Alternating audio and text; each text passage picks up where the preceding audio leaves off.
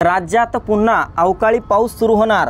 बंगालच्या उपसागरात कमी दाबाचा पट्टा तर अरबी समुद्रात चक्रीवादळ सदृश्य स्थिती तयार झाल्याने तिकडून पुन्हा बाष्पयुक्त वारे राज्यात येत आहे। त्यामुळे राज्यात थंडीला सुरुवात होत नाही, तोच पुन्हा पावसाचा इशारा दिल्याने थंडीचा मुक्काम फक्त 2 दिवस राहणार असून 23 नोव्हेंबरपासून पुन्हा ढगाळ वातावरण आणि पावसाचा अंदाज हवामान खात्याने दिला आहे। बंगालच्या उपसागरात बुधवारी कमी दाबाचा पट्टा तयार झाला, त्यामुळे थंडीत खंड पडणार आहे। देशातील बहुतांश भाग गारठलेला आहे, मात्र बाष्पयुक्त वारे वाहण्यास सुरुवात झाल्याने राज्यात थंडीचा मुक्काम अवघे 2 दिवस म्हणजे 22 नोव्हेंबरपर्यंत राहील। 23 नोव्हेंबरपासून ते 25 नोव्हेंबरपर्यंत ढगाळ वातावरण राहील, तर 26 नोव्हेंबरपासून राज्यातील बहुतांश भागात पावसाचा अंदाज आहे।